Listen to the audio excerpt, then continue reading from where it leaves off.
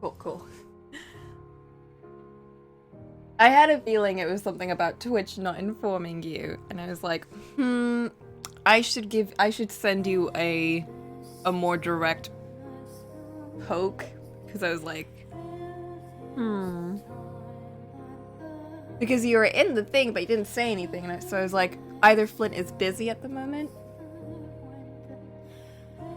or they're somehow there, but they're not there. Yeah, because I saw you in the list, so I was like, but you haven't done anything. Because usually you do the hello, hello, or like the little T emote. Can't believe.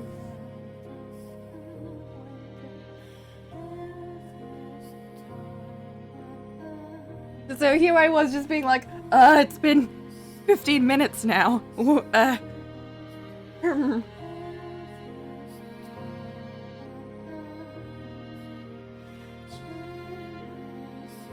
I can't read stories without you here.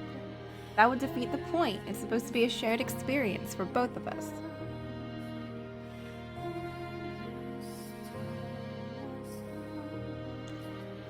And we're finishing it. Like, I can't finish this game without you. That would be awful. Oh man, I just said it out loud. We're finishing the game. No! It's fine. It's fine. There's plenty more other games. There's loads of games out there. There's loads of great games. 999 is a great game. It's better than this game. This game's trash. We hate it. I don't even like Fata Morgana. Ugh.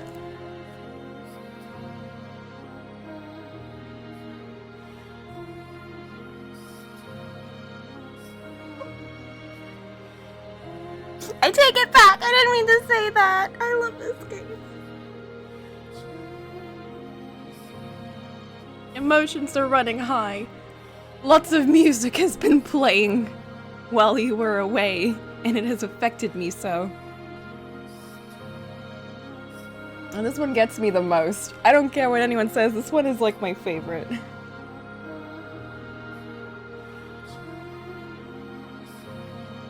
Weirdly enough, I've noticed this one associated with George's the most, even though somehow I pinned it down as being the Giselle and Michel Hangy theme. But it's more George's, apparently. The painting theme, if you will. I like it, it's chill. Very somber theme. Alright. I got a little bit of snifflies. Not from being sad.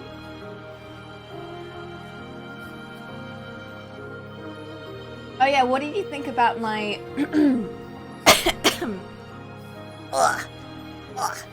Okay. I drew a very quick Morgana sketch yesterday for the pain story.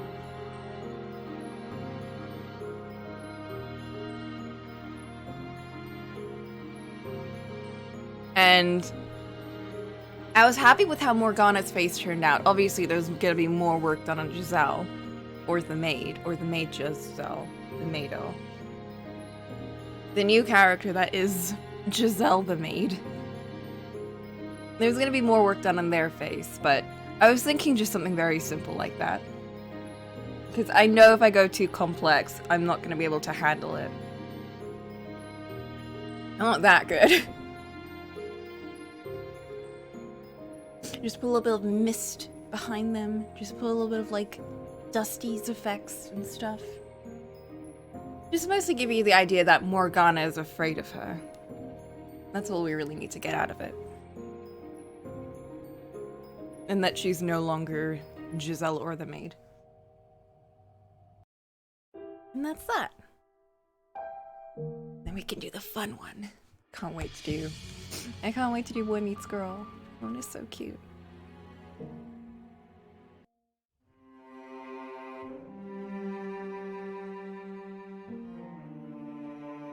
Happenings that were not deemed worthy enough. Fragments forever lost to the ether. Tales afforded not their moments in the limelight, left to waste away in obscurity.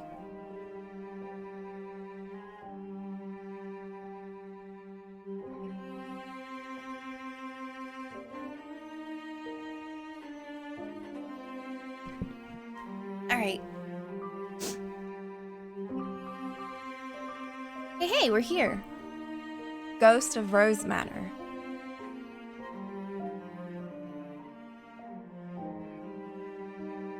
Alright. Are we ready to finish this? Give me that fat eye.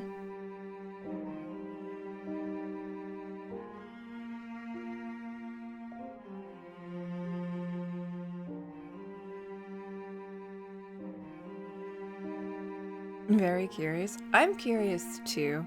I assume it might be the maid? Or it might be Morgana's whisperings.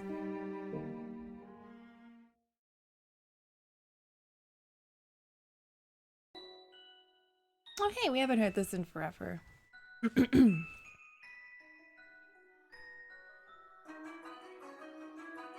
I like this song.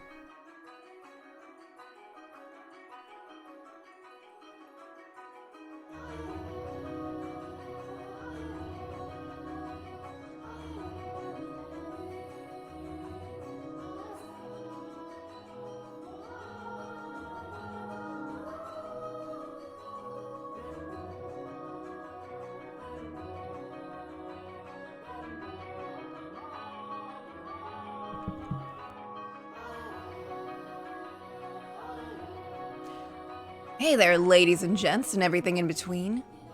I'm your run-of-the-mill landscape painting, but you can call me Mr. Canvas. I'd like to talk about my time with the Rhodes family. Back in the time of Hyde and Rhodes, I hung in the first floor drawing room. The old man was rather fond of me, if I do say so myself. This was the only piece of art left in the house when I bought it, he liked to tell everyone. But once that big troublemaker of a painter showed up and his work started to fill the house, things got a little disagreeable for me there. He was a trend chaser, didn't really suit my style. So before long, I got moved off to an out-of-the-way corridor, where I was subjected to some horrible mistreatment.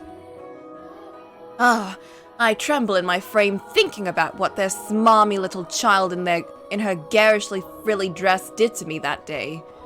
Of whom do I speak, you ask? Why, my great and terrible arch-nemesis, the young Nellie Rhodes, of course. Her brow furrowed and her lips pursed. The small one glowered at me for a few moments before saying, "I've always hated this painting. It's so dreadfully old-fashioned." Can you believe the gall of this girl? She then lifted me off the wall and said, "No one's going to miss this hideous thing anyway." Is this George's? Oh, this is George's! No! I just realized because he would have been here like way back. Now, I consider myself to have a pretty good handle on my wits, but you can bet I was sweating like a pig over her trying to throw me away. Which is when Nellie let out a little squeal and dropped me to the floor. Ew, it's all wet and gross. Oh, dearest Mel, I need your help. After a few moments of howling to herself, Nellie scampered off, leaving me all alone with no way to get up. And just as I was sure this would be the end of me, someone lifted me up off the floor. It was a white-haired girl. The soft touch of her hands made my heart skip a beat. And I mean, who wouldn't in my position? She looked so much like... Then with a faint smile, she said, "Let's bring you somewhere safe." And carried me, wrapped tight in her arms to the second floor. She seemed to know where all the best nooks and crannies in the house were tucked away.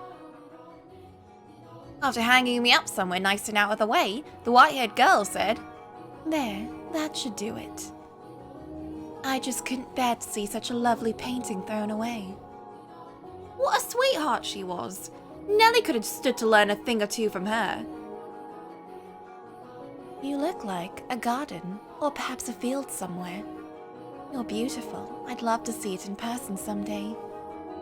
Oh, girl, I'd have loved nothing more than to take you there myself. It was a lovely area for horseback riding, and the shade beneath the trees were perfect for a picnic. That's even where you... Oh, whoops! No, wrong person. I seem to have mixed the white-haired girl up with someone else. I let out a chuckle no one could hear, and as I watched her walk away, I said a little prayer. May your life be filled with joy. He hadn't been allowed to have that much, so I hoped at least she, his spitting image, could. Oh, Georges.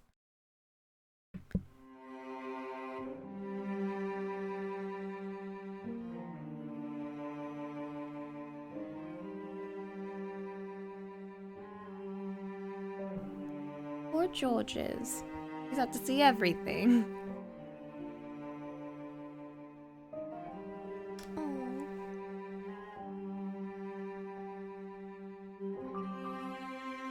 The Not So Little Mermaid. Is this gonna be just like a 20-minute stream? These are really short. Let's see. Oh no. The Not So Little Mermaid.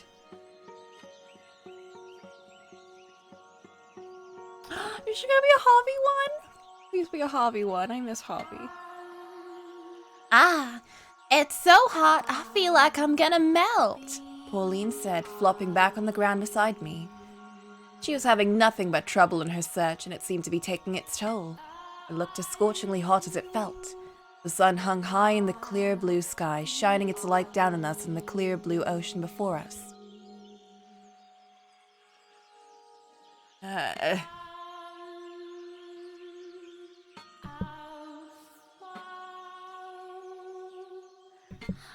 It sounds like him. You're wearing 5 layers and your hair's long as hell. What do you expect? Cut half of it off if you're so hot. A girl doesn't cut her hair on a whim, young man. Yeah, whatever you say, lady. She was more than a few years too old to be calling herself a girl, and I told her as much before, even if she still acted half her age. I'd never met another lady in her 20s that seemed so childish. I guess I'll just have to go for a swim. You what? You're... Turn around for a second, Harvey. Make sure no one comes this way, okay?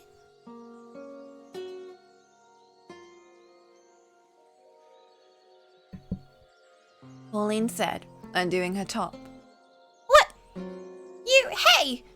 I said, my voice cracking. It happened so suddenly I barely had time to process. But I just did the only thing I could think of, what she told me to. You can look now. I can look my ass! I wanted to snap about 1,000 things at once, but my irritation fizzled out at the sight of her playing in the water. Her feminine curves less pronounced but still distinct through the water. Her white, mostly untanned skin, her long black hair bouncing in the waves. It was a lot for me to take in. Damn it. At best, I was like a little brother to her, and at only 14, I was most likely just a baby in her eyes. Stupid sheltered woman. You don't understand what guys are really like. Huh? Did you say something, Harvey? No! You're just hearing things, doofus. Hold on. Didn't she say the man she was searching for was her lover?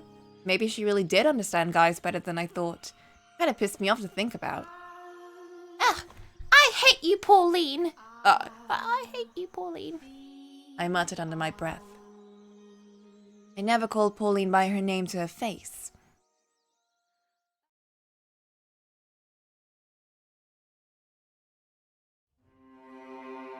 Well, you called her Polly.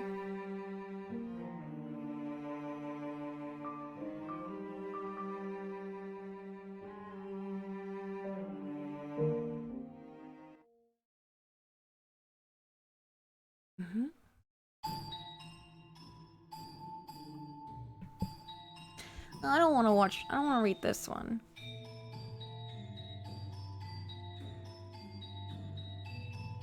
As soon as I started learning how to talk, the human woman began bombarding me with questions. After we finished weeding a section of the garden and returned to the mansion, she would waste no time asking, "What would you like for supper?" Followed quickly by, "How did you enjoy last night's supper?" And, "If I were to redecorate, is there any particular theme you would like me to adhere to?" But she didn't stop at queries of only questionable significance. "What is your favorite color? What is your favorite season? What is your favorite number? What is your favorite flower?" I understood what she asked, but I didn't react to most of it. Because if I did, she would latch onto me like a fly to a carcass, and I did not want to deal with that. Besides, even if I could speak the human tongue fluently, it wouldn't suddenly make me talkative. And that just wasn't me. Not to mention, it would be wrong for a beast and a human woman to be chatting together like friends. The human did not seem to comprehend my displays of disinterest, though. One day, she handed me a stick of charcoal and a slab of wood, saying, "If words are too difficult, we can try pictures instead." Where had she even gotten these things? "First, try drawing me. This is only practice, so do not worry about making it perfect. Draw however you wish." I wanted to crush the charcoal, smash the wood against the ground, and get away. But she started talking again before I had the chance. "Sometime, long ago, someone else painted a portrait of me as well. It was so very long ago that sometimes I'm unsure whether it was real or merely a dream jumbled up in my memories. But I remember how it felt, how anxious they were drawing, and how delighted I was for them to be drawing me. And sitting here with you feels like it brings me ever so slightly closer to the woman I was then." The human woman often spoke of events that happened centuries ago, so this was hardly unusual for her. "So please, would you draw me? Your doing so would help to calm my spirits, if you would rather not speak." All the insistence in the world would not make a beast any more capable of creating art. I wanted to throw the stool against the wall and storm out of the room, but the look in her eyes stopped me. Her gaze was more tenuous than usual, as though refusal would send her over the edge. I loathed it. So I took the charcoal in my unsteady hand. If a horrendous drawing from a horrendous beast would bring her back, then she would have her drawing. What I created, though, was nothing more than scratches of charcoal crudely imitating shapes. It hardly even resembled a child's doll, let alone her. Looking down on it with a soft laugh, the woman said, "It is beautiful." I knew very little about the human woman, and I doubted that would ever change.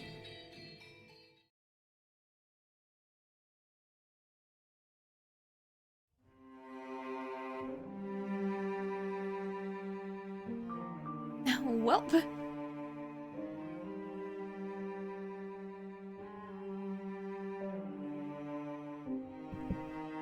Yeah, these are really short. It's like the second you go to the second page, everything is like tiny. We'll see, then the next one is just like an hour long.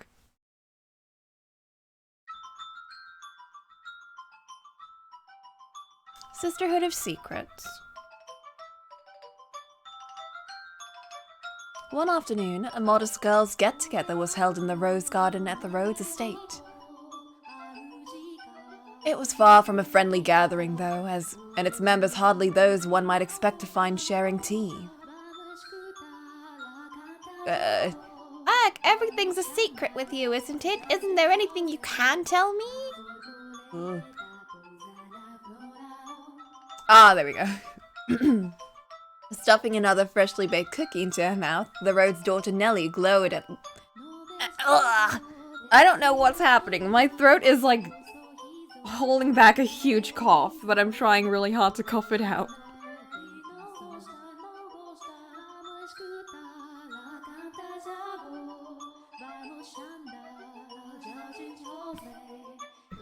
I've been sipping water this whole time trying to, like, clear it out, but it's not working. Ugh, it's fine, we got this. The Rhodes' daughter Nellie glowed at the white-haired girl, who looked as though she wanted to disappear. Besides her, with an inscrutable smile on her face, sat the black-haired Abigail, oft spoken of in whispers as the Witch of Rose Manor. Oh, it's these three! What a weird group. I'm truly sorry, Lady Nellie, said the white-haired girl, her gaze affixed on her hands clenched above her knees. Under normal circumstances, two Abigails and a young noble lady of the house which they served would never be seen dining at the same table. Only at Nellie's insistence had they been brought together.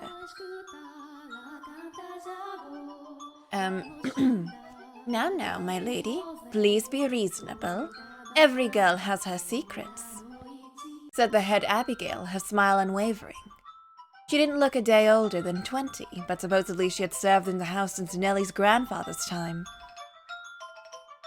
There's secrets, and then there's not even being able to say what family you came from.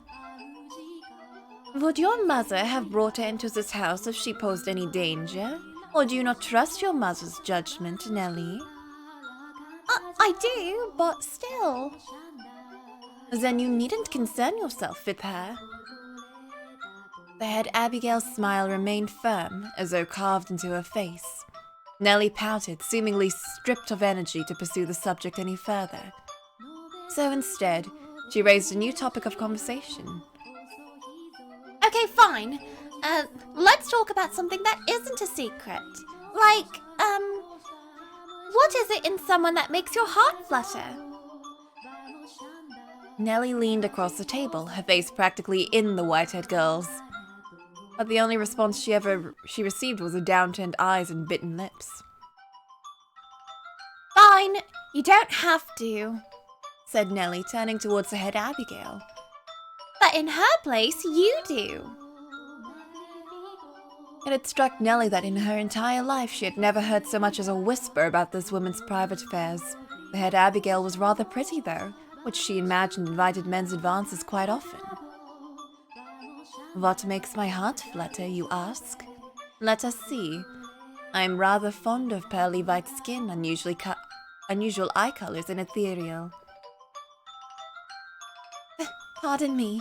I really must be going. The mistress needs my assistance. Good day, said the white-haired girl, scrambling from her chair and back towards the mansion. To which the head Abigail gave a softly sinister laugh.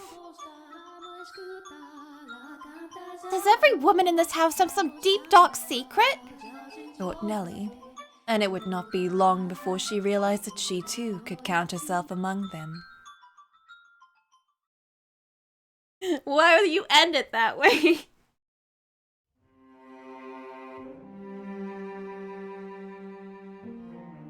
Well, we're at the end. Let's just wrap this up, I guess. Please be sweet. Please, please be sweet. Oh no, is this gonna be about tea? It's gonna be a tea one. For you?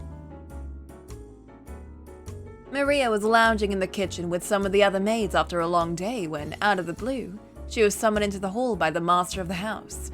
He shoved a paper bag branded with the name of an expensive restaurant into her hands, and the pieces fell into place. He'd gone out with the mistress today and had apparently decided to bring a gift back. She poked at the bag, rustled it, shook it a bit, trying to guess what was inside, to no avail. What's in here? Like nuts or something? It's real heavy. Close, they're beans. Coffee beans, that is. Ooh, she said, and then after a pause, I appreciate it, but you could have just given them to the head maid. Oh, is this... Oh, why would I do that? They're for you. The girls would get suspicious if I suddenly started drinking expensive coffee. You'd be better off making it a gift to everyone. Last thing I want to deal with is a bunch of spiteful women. With a disappointing frown, Jacopo said, I'm sorry, I didn't think it through. Geez, was the sky gonna fall tonight? Jacopo was never this meek. He must have had a pretty damn good day. A little while later, as the rest of the maids had begun dispersing to their chambers, this time the mistress came to visit. She was dressed in her nightwear, hair down, her makeup removed, and she was just as preternaturally beautiful as ever. The white-haired girl could be dressed in rags and she would still be prettier than most girls. Sorry to bother you so late, she said, fidgeting. There was something I wanted to talk to you about. What's up? I'm all ears. The white-haired girl let out a sigh of relief, a smile spreading across her lips. Well, by the time she finished, Maria was almost on the floor. Holy shit! What are you two, 12? Said, completely forgetting her manners. Evidently, the master and mistress, newlyweds though they were, had yet to bed together. Maria knew that they'd had a lot going on and hadn't managed to consummate the marriage on their wedding day, but still, that was no excuse for this. Not to mention, she's the one coming to me for advice. God, he's completely useless. Maria let out an exaggerated sigh, shaking her head, when she caught sight of the bag of coffee beans, which gave her an idea. Alright, how about this? I'll make you this great cup of coffee, and you take that and... A smirk spread across Maria's face as she imagined the look on Jacopo's the next morning. Oh, this was gonna be good.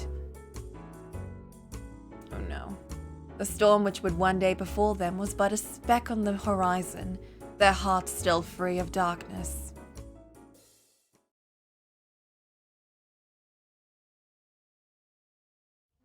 Where is that going?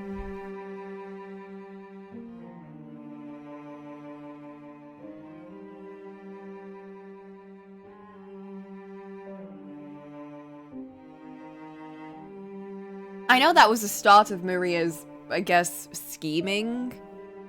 After like a little prank.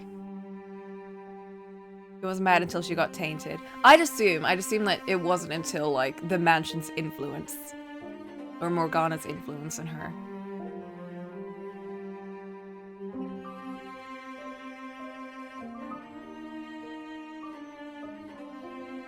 Man, that sucks. Like, we got through all of I mean, obviously the Maid and the Beast was, I don't think that could ever be good either way. But like, you see these two, and you see this one, and you're like, man, I'm sad now. Like, they could have lived a great life.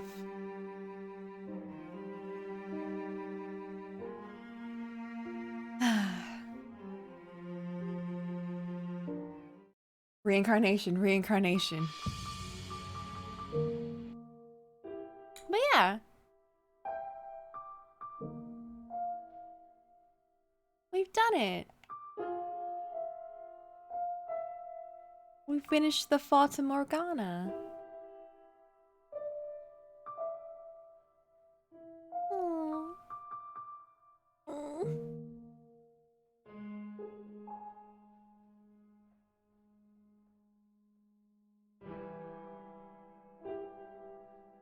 Oh, that's weird. Why is this so...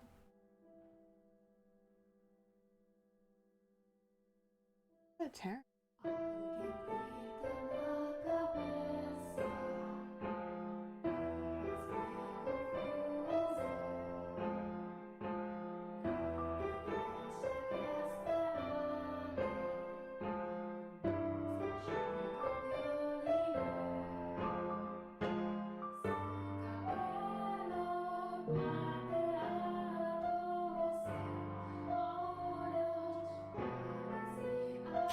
I guess because it's, again, a visual novel, so stuff like that isn't too noticeable, at the very least.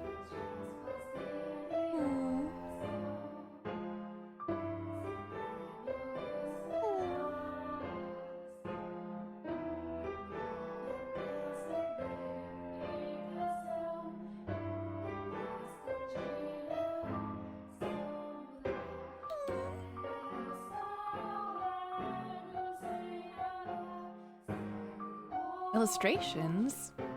Oh, hey. These are the stuff that didn't really get... These are in the art book. Let's look at these.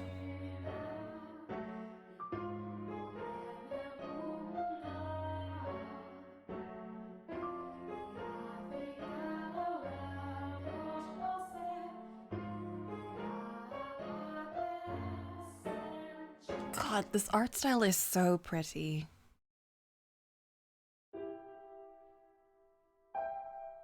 It's like I'm trying to visualize the strokes and how it forms that, and I can't.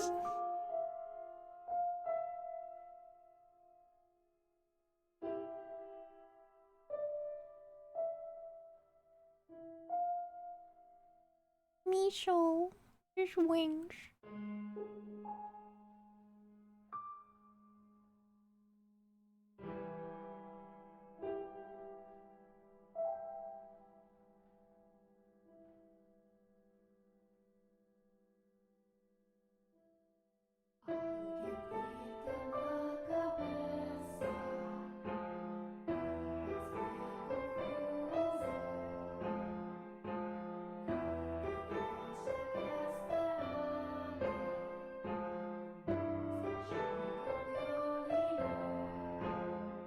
Oh, that's the cover for the Requiem album, I think.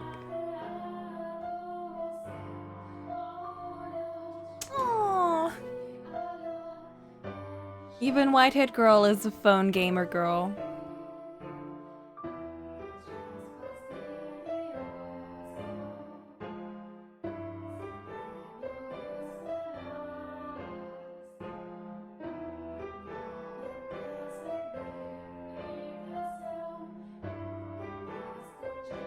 Yeah, that's the album for the main game.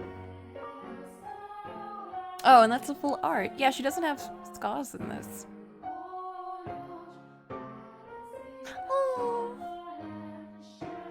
who's the cat? Ugly Speckles Mark III.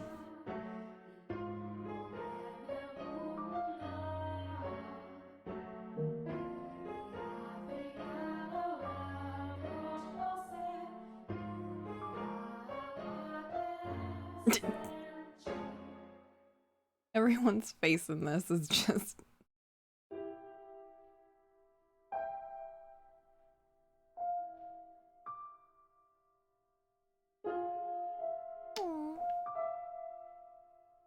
Ooh, that's lovely.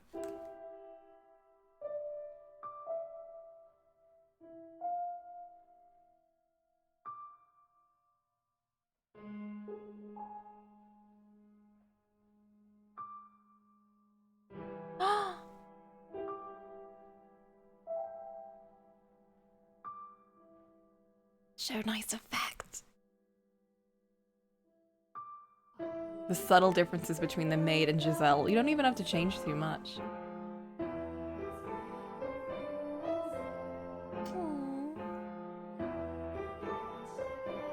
Aww.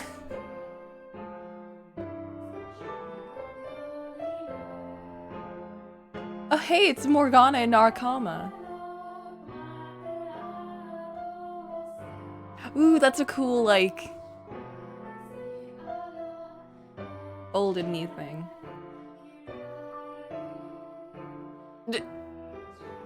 I wanna believe that shirt says Fortnite Gamer Michel. But he doesn't understand Japanese because he's French.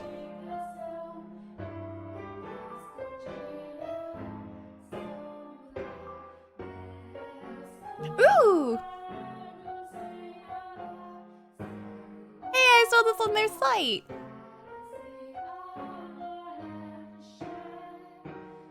God damn it, he is a mess. Look at this messy trash boy.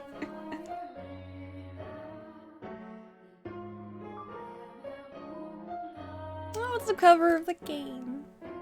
The very, very misleading cover of the game with Michel at the top. Being like, no, don't.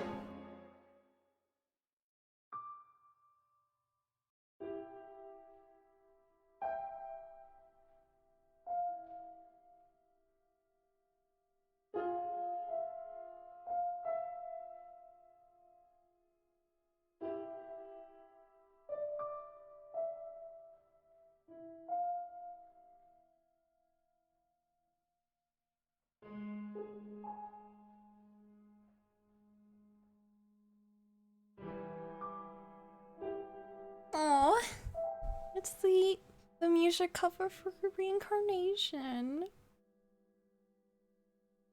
I love this. This is so pure. It made me believe, I saw the cover before seeing it, it made me believe that Whited Girl would be in Reincarnation.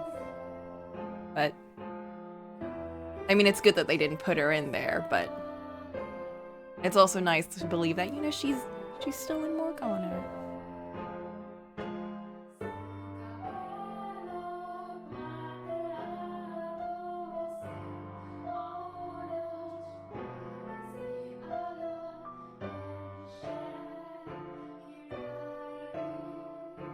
Yeah, she's in there.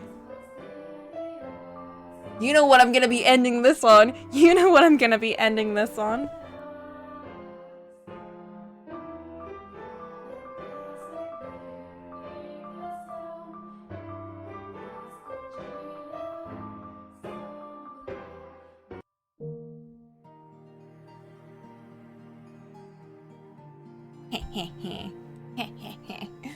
Alright, well, that was our reading stream.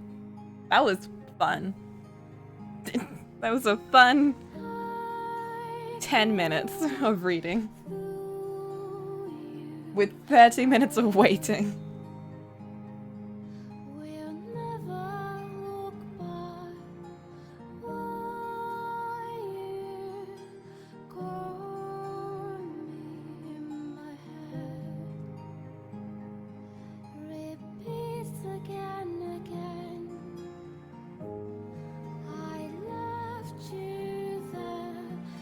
I gotta find something to do for the rest of the day.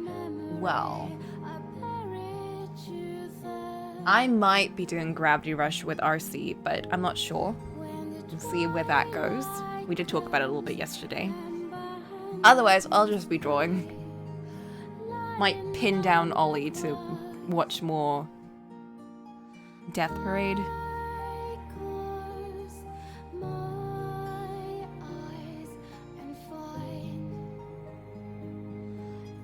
But yeah.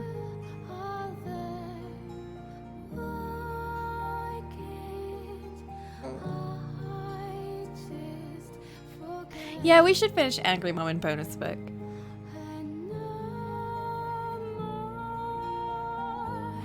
I say Death Parade simply because it's shorter, and then we can jump to the other two. We're like one episode away from finishing bonus book, I think. And we're also like, I think 2 episodes away from Angry Mom. And I really want to see what happens at the end of those. I think the end of bonus book is definitely more of a resolution ending because we already know what's happening at this point. It's less a cliffhanger and more just a wrapping things up type thing. But Angry Mom, that was a cliffhanger.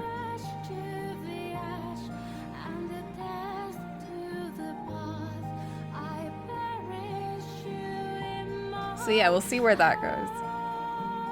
And for now, we'll enjoy these moments. I actually finally got... Hi, Phoenix!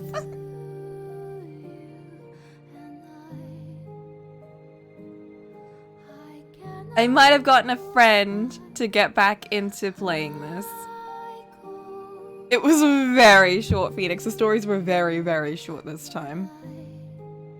I was like, well, bye. I coerced him. I sent him the video of Granny talking about this game. And he was like, that's really sweet. That's kind of cute. No, don't run into the tea!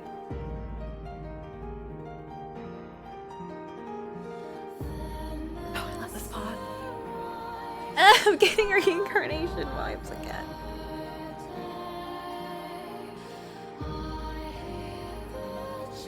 I'm never gonna forget this game. I'm never gonna forget this entire series for sure. And I can't wait. I think he said he'd stream it, if only because I kept bugging him, because I was like, hey, play it. Hey, please play this. Like, I will be right there if you play it. He's like, maybe I'll stream it then for you. And I was like, oh! So that's also, there's like 2 other people that I know who are also playing it, and they're feeling the feels too, and it's very exciting. It's just so lovely to see people experiencing it. They just got to the Giselle and Mitchell part, and they're like crying at how amazing it is. So sweet. It's such a special game. Oh, I love seeing people like play it and get through it, like seeing myself all over again. Oh.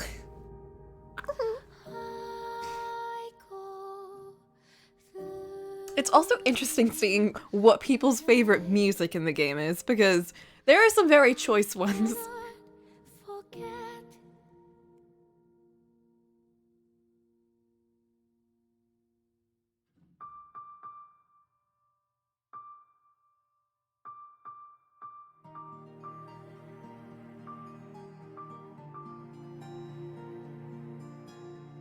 I say them too close to the moments. I like how some people really like ephemera. I'm sorry to ruin that moment, but this is the one that I think affected me the most in the beginning. This was when I was like, oh, so this is what we're playing.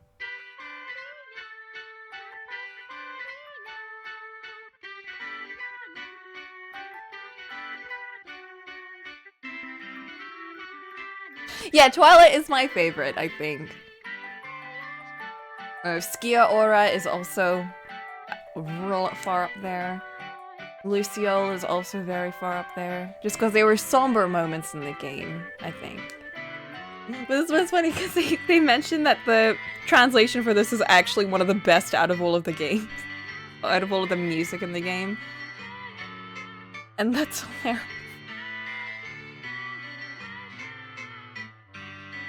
Wait, here's my best spot. Here's my favorite bit.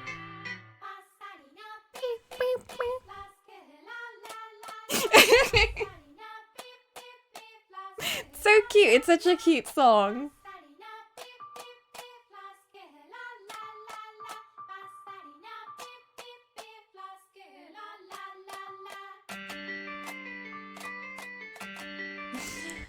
Let's end it on this one. I like this song a lot. This is also one of my favorites. If only because, again, the ending for Requiem just hit me hard. And when this started playing, it was like, oof, my heart. Listen, I like cute shit. I like dark shit too, but I like cute shit more. I like it when they're mixed in a nice way. That doesn't take away from either.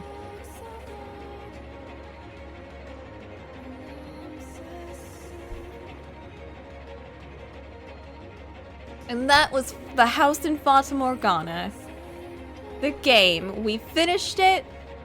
We've gone through everything, and it was amazing. And thank you for joining for this whole ride, Flint. And popping up every now and then, Phoenix. It was really lovely. I'm so glad I got to share this experience.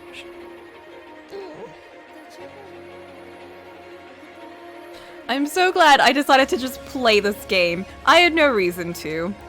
I wasn't recommended this by anyone. I just kind of saw it in Steam. And I was like, hey, why not? It looks dark. I'm not even a VN enthusiast. I don't play VNs. I just decided to, out of nowhere. I was like, hey, why not? The music's great. The trailer looked really intriguing. Why not? And now we're here.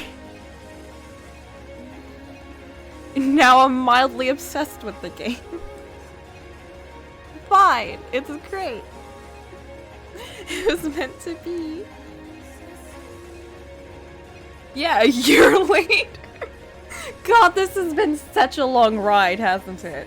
It's been months since we started. At least half a year, at the very least.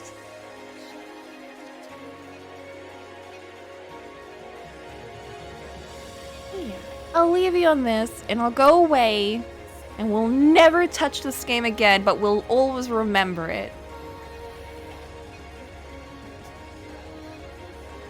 And I'll definitely still be hounding people to play it, because why not? Fata Morgana on sale if you haven't played this yet.